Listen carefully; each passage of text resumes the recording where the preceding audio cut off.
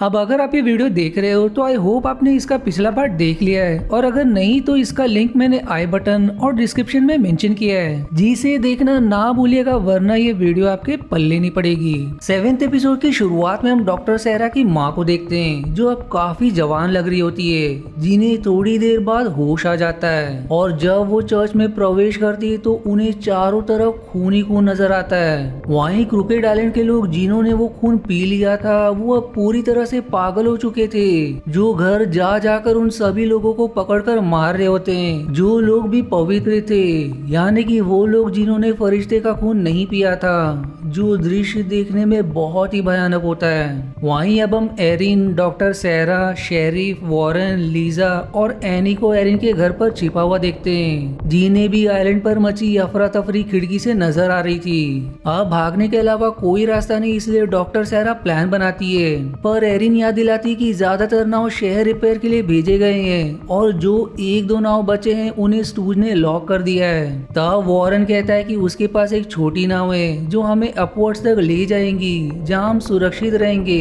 पर फिर एरिन को पता चलता है कि जो 2-3 बड़ी नाव बची हुई थी, मिसिस कीन उनमें इन्फेक्टेड लोगों को बिठाकर शहर ले जाना चाहती है, क्योंकि उसका इरादा सभी को इन्फेक्ट करना था, जिससे वो अपना आदेश मनवा सकती है और साथ ही आसानी से उनका धर्म परिवर्तन भी कर सकती है। इससे अब एरिन समझ जाती कि ये जंग अब सिर्फ क्रोकेड आइलैंड की नहीं बल्कि पूरी इंसानियत की है, इसलिए उन्हें मिसिस कीन के इस प्लान को रोकना होगा। वो अब सभी को अपनी सुरक्षा के लिए एक एक चाकू देती है, पर तभी हम देखते हैं कि मिसिस कीन और स्टूज एरिन के घर पर पहुंच चुके हैं, क्योंकि वो एरिन को पकड़ना चाहती थी, क्योंकि उसने उसे गोली मारी थी। मिसिस कीन अब स्टूज को आदेश देती है उसके घर पर पेट्रोल बॉम्ब फेंकने के लिए, जिससे वो घर से बाहर आ जाए। जो स्टूज ठीक ऐसा ही करता है, जिससे एरिन का घर अब धीरे धीरे जलने लगता है। तब एरिन सबको पीछे के रास्ते से निकलने का कहकर खुद मिसिस कीन के पास जाने लगती है, लेकिन रायली की माँ एनी एरिन को ऐसा करने से रोकती है कि तुम बाहर मत जाओ, सबको तुम्हारी जरूरत है। वो किसी तरह एरिन को मना लेती है और फिर खुद ही सामने के दरवाजे से मिसिस कीन के पास जाती है, जो मिसिस कीन से कहती कि तुम एक बहुत ही बुरी औरत हो, जिन्हें ईश्वर कभी माफ नहीं करेगा, और अगर तुम्हें लगता है कि ईश्वर तुमसे ज्यादा प्यार करते हैं तो ये झूठ है, वो तुमसे सिर्फ नफरत करते हैं। जो ऐसा कहती चाकू से अपना गला काट लेती है, जिसके खून को बहते देखते ही भूखे भेड़िए की तरह स्टूज और मिसिस कीन उसका खून पीने में लग जाते हैं, जिससे उनका ध्यान भटक जाता है। जिस मौके का फायदा उठाकर एरिन और उसके साथी भाग निकलते हैं। वहीं हम चर्च में फादर और डॉक्टर सहरा की माँ मिल्फ्रेड को देखते हैं, जहाँ अब हमें पता चलता है कि फादर और मिल्ड्रेड जवानी के दिन कपल हुआ करते थे, जिसके चलते ही डॉक्टर सहरा का जन्म हुआ। पर फादर इसे गलती मानते थे, इसलिए बच्चे को रखना नहीं चाहते थे, जिससे मिल्ड्रेड को काफी ठोस पहुंचा, इसलिए उसने फादर से रिश्ता तोड़ दिया। जहाँ फिर आगे मिल्ड्रेड की शादी हुई, जिसके पति आर्मी में थे, जो कम ही घर पर आया करते थे, इसलिए मिल्ड्रेड ने सभी लोगों को डॉक्टर सहरा को अपनी पति का बच्चा बता दिया। पर फिर कुछ दिनों बाद उन्हें पता चला कि उनके पति की जंग में मौत हो गई, जिससे वो बुरी तरह से टूट गई और फिर अकेले ही डॉक्टर सहरा की जिम्मेदारी संभालने लगी। पर जब ये बात फादर को पता चली तो उन्हें अपनी गलती का एहसास हुआ। वो शर्मिंदा थे, इसलिए वो खुद मिल्ड्रेड के पास मिलने नहीं जाते थे और इंतजार करते रहते थे कि कब मिल्ड्रेड खुद आए और उनसे कहे कि यहाँ से कहीं दूर चलते हैं। पर मिल्ड्रेड का फादर पर गुस्सा होने के कारण वो कभी नहीं आए, जिसका इंतजार करते करते ही फादर बूढ़े हो गए। अब सीन वापस प्रेजेंट समय में आता है, जहाँ फादर मिल्ड्रेड से व्यक्त करते हैं कि जब फरिश्ते ने उन्हें जवान बनाया तब उन्होंने सोचा कि वो तुम्हें भी जवान बना देगा, जिससे फिर वो खुद, वो और उनकी बेटी सहरा हमेशा के लिए यहाँ से दूर चले जाएंगे और एक नई जिंदगी की शुरुआत करेंगे, जो वो अपने जवानी में नहीं कर पाए।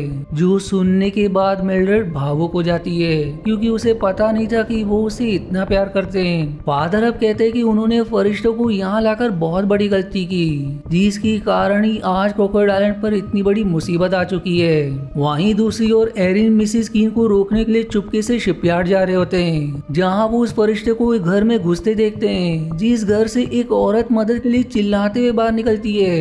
इतना कम नहीं था कि तभी वॉरेन के दोस्त ऊकर, जो अब इन्फेक्टेड था, वो सबको देख लेता है और अब उनका खून पीने के लिए आगे बढ़ता है। पर समय रहते शेरिफ उसे गोली मारकर ढेर कर देते हैं, लेकिन गोली के शोर से अब बहुत से इन्फेक्टेड उनके पास आ जाते हैं। तभी हम देखते हैं कि उस घर से वो फरिश्ता निकलता है जो उस औरत को उड़ा कर ले जाता है, जो कि एरिन की तरफ मदद के लिए आ रही थी। आप शेरिफ लीजा और वॉरेन को वहां से वॉरेन की नाव की ओर भगा देते हैं और फिर वो खुद और एरिन शिपयार्ड की ओर भागते हैं, पर इन्फेक्टेड भी अब उनके पीछे पड़ जाते हैं। अब हम स्टूज और मिसिस कीन को देखते हैं, जो एनी का खून पीने के बाद स्टूज मिसिस कीन से कहता है कि हमें इस आग को रोकना होगा जो तेजी से फैल रहा है। पर मिसिस कीन कहती है कि बाइबल में लिखा है कि जब संसार में भयंकर आग लगी थी तब वो लोग ही जिंदा रहते जो ईश्वर को मानते थे। तुम इस आइलैंड को जलने दो और वहीं हर घर को आग लगा दो, जिससे सूरज उगने से पहले जो भी लोग ईश्वर को मानते हैं वो सब चर्च आ जाएंगे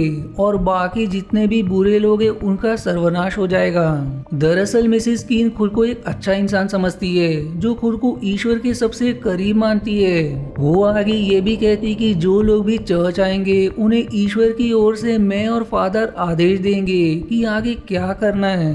वहीं अब एनी पूरी तरह से इन्फेक्ट हो चुकी थी।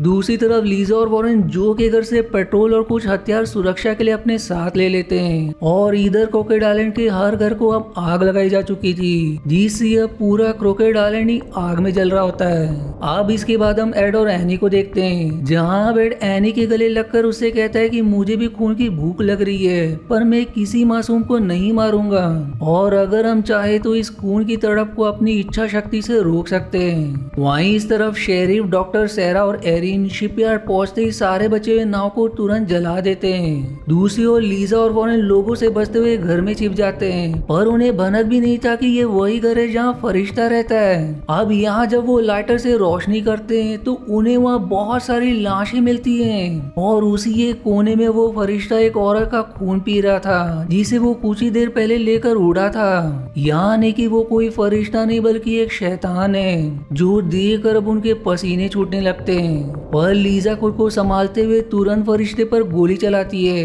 लेकिन जल्दी उसे समझ आता है कि इससे उसे जरा भी दर्द महसूस नहीं होता, जो अब भी खून पिए जा रहा था। इसलिए अब लीजा उस फरिश्ते के ऊपर बहुत सारा पेट्रोल छिड़क देती है और फिर वो दोनों उस घर से बाहर आते ही उस घर को आग लगा देते हैं, जिससे पूरा घर जलने लगता है, जिसमें वो फरिश्ता भी जलने लगता है और चीखता हुआ वहां से उड़ जाता है। वहीं हम सन की मिसिस कीन को देखते हैं, जो चर्च के बने हॉल में सभी इन्फेक्टेड लोगों के सोने के लिए बेड लगाती है, जिसके बाद वो चर्च की घंटी बजाती है, जिसे सुनकर सभी इन्फेक्टेड चर्च की ओर आने लगते हैं। मिसिस कीन अब फादर को चर्च के बाहर लाकर जलता हुआ आइलैंड दिखाती है, जो सब देखकर फादर को बहुत बुरा लगता है। इसलिए वो मिसिस कीन को इसे रोकने के लिए कहते हैं। तब मिसिस कीन कहती है कि यहाँ जरा जो भी ईश्वर की शरण में आएगा वो सभी बच जाएंगे, जो सभी फिर कल रात नाव लेकर शहर के लिए निकल जाएंगे।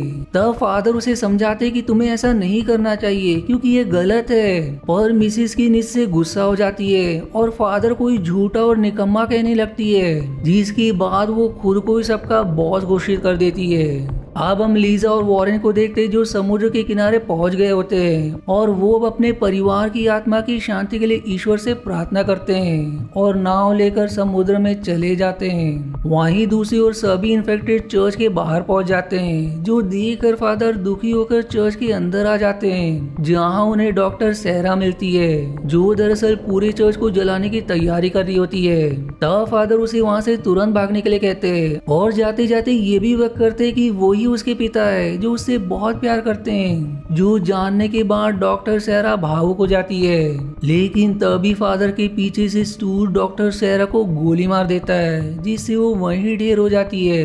अब इससे फादर एकदम बौखला जाते हैं और स्टूज पर टूट पड़ते हैं और तभी मिल्ड्रेड फादर से ऐसा करने का कारण पूछती है। तब वो मिल्ड्रेड को चर्च के अंदर डॉक्टर सेरा के पास ले जाते हैं और मिल्ड्रेड डॉक्टर सेरा को तड़पता देखकर फूट फूट कर रोने लगती है। फादर अब डॉक्टर सेरा को बचाने के लिए अपना खून उसे पिलाने लगते हैं, पर डॉक्टर सेरा उसे ना निकलकर थूक देती है, क्योंकि उसके लिए शैतान में बदलने से बेहतर मरना था, जिसकी फिर कुछ ही देर बाद वो अपना दम तोड़ देती है। जिससे अब फाइनली फादर को अपनी गलती का एहसास हो जाता है। अब फादर डॉक्टर सेरा को उठाकर मिल्ड्रेड के साथ उसके बचपन की पसंदीदा जगह लेकर जाते हैं, जो एक छोटा सा पूल होता है। वहीं चर्च से निकलते वक्त मिल्ड्रेड भी चर्च में रखी एक मोमबत्ती जमीन पर गिरा देती है, जिससे चर्च भी बुरी तरह से जलने लगता है। वहीं दूसरी ओर शेरिफ भी चर्च के हॉल के बाहर पेट्रोल छिड़कने लगते हैं, पर उसे ऐसा करता देख मिसिस कीन गुस्सा हो जाती है, जो स्टूज के हाथ से बंदूक लेकर शेरिफ के पैर पर गोली चला देती है, जिससे शेरिफ के हाथ से लाइटर दूर जाकर गिरता है। अब चर्च की हॉल के अंदर से एरिन निकलती है, जो उस लाइटर को लेकर चर्च को जलाने ही वाली होती है, पर तभी वो फरिश्ता आकर उसे पकड़ लेता है और उसको जमीन पर गिराकर अब उसका खून पीने लगता है। लेकिन तभी वहाँ शेरिफ का बेटा अली आ जाता है, जो लाइटर को तुरंत हॉल के अंदर फेंक देता है, जिससे अब पूरा हॉल जलने लगता है। और अब इसे जलता देख मिसिस कीन बहुत ही गुस्सा हो जाती है, जिस गुस्से में वो शेरिफ को एक और गोली मार देती है। वहीं एरिन चोरी से अपनी जेब से चाकू निकालती है और धीरे धीरे उस फरिश्ते के पंखों में छेद कर देती है, जिस पर उस फरिश्ते का ध्यान भी नहीं जाता, क्योंकि वो खून का प्यासा खून पीने में मग्न था।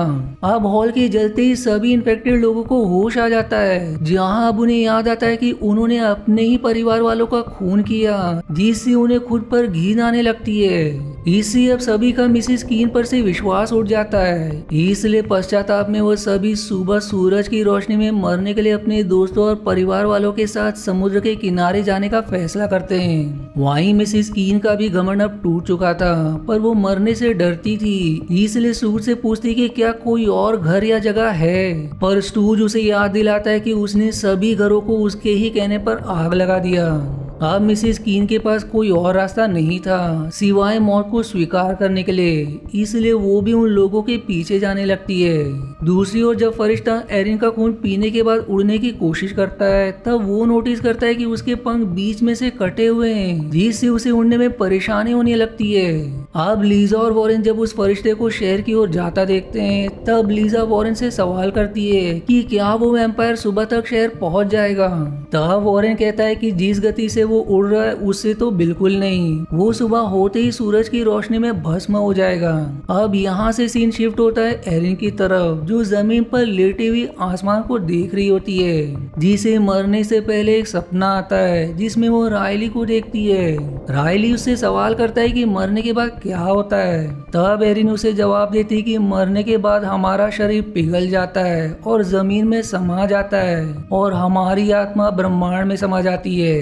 वो इस संसार के सभी तत्वों से मिलकर बना है, जो धीरे धीरे उसी में समा जाता है। जो ऐसा कहने के बाद उसकी आखिरी सांसें रुक जाती है और जैसा कि उसने कहा था, अब उसकी आत्मा कहीं ब्रह्मांड में समा गई होगी। आप सभी समुद्र के किनारे पहुंच जाते और सूरज की निकलने का इंतजार करते। सभी अब मुस्कुराते हुए मन से प्रार्थना करने लगते हैं, जो सीन काफी भावुक होता है। अली भी अपने घायल पिता को लेकर समुद्र के किनारे आता है, जहां दोनों आखिरी बार नमाज पढ़ते हैं। वहीं वॉरेन और लीजा दूर समुद्र से ये देख रहे होते हैं, पर अब जैसे ही सूरज निकलने वाला होता है, मिसिस कीन डर जाती है और जमीन में छुपने के लिए गड्ढा खोदने लगती है। लेकिन तभी सूरज निकल आता है और अब सभी जलकर राख बन जाते हैं। अब हम लीजा और वॉरेन को देखते हैं, जिनके पास क्रोकेड आइलैंड से राख उड़ते हुए आने लगते हैं। तब लीजा वॉरेन से कहती कि उसे उसके पैर महसूस नहीं हो रहे, जिसका मतलब है कि लीजा के अंदर से सभी अपवित्र खून बाहर निकल चुका है और वो फिर से पहले जैसी हो गई है। जिसके साथ इस सीरीज का आखिरी भाग यही समाप्त हो जाती है। अब अगर सीरीज को शॉर्ट में एक्सप्लेन करूँ तो ईश्वर को ढूंढने की तलाश में फादर मॉन्सिग्नर एक वैम्पायर के जाल में फंस गए, जो सदियों से रेगिस्तान में कैद था। फादर उसे ईश्वर का दूत समझने लगे, इसलिए उसे अपने साथ क्रोकेड आइलैंड ले आए, जिससे वो मिल्ड्रेड और बाकी सभी को जवान और अमर बना सके। पर जब तक उन्हें पता चला कि ये ईश्वर नहीं बल्कि शैतान है, तब तक बहुत देर हो चुकी थी, जिसमें सब कुछ खत्म हो गया। वो शैतान दरअसल तूफान आने से पहले अपवर्ड्स में रहता था, जहाँ वो सभी बिल्लियों को मारकर उनका खून पी जाता था। पर जब वो बहुत सालों से भूखा रहने लगा, इसलिए अंत में वो क्रोकेट आइलैंड पर आ गया अपनी प्यास बुझाने के लिए। और वहीं हार्पून हैरी का भूत, जिसके बारे में लोग बातें करते थे, जो सीरीज के पहले एपिसोड में बताया गया था, वो दरअसल सिर्फ एक कहानी थी जिससे बच्चे अपवर्ड ना जाए चोरी छिपे नशा करने के लिए। जिसके साथ ही ये वीडियो यहीं समाप्त हो जाती है। और अगर आपको मेरी वीडियो जरा भी पसंद आती है तो दोस्तों आपसे एक छोटी सी विनती है कि मेरे वीडियो को लाइक जरूर करें और चैनल को भी सब्सक्राइब करें। इससे मेरा मनोबल बढ़ता है ताकि मैं आपके लिए और भी एंटरटेनिंग वीडियोस पोस्ट कर सकूं। तो मिलते हैं अगले एक्सप्लेनेशन में, तब तक के लिए धन्यवाद दोस्तों। आशा है आपको मेरी एक्सप्लेनेशन पसंद आई। यदि हाँ तो प्लीज वीडियो को लाइक करना और चैनल को सब्सक्राइब करके सपोर्ट करना ना भूलें। मिलते हैं अगले एक्सप्लेनेशन वीडियो में, तब तक के लिए धन्यवाद दोस्तों।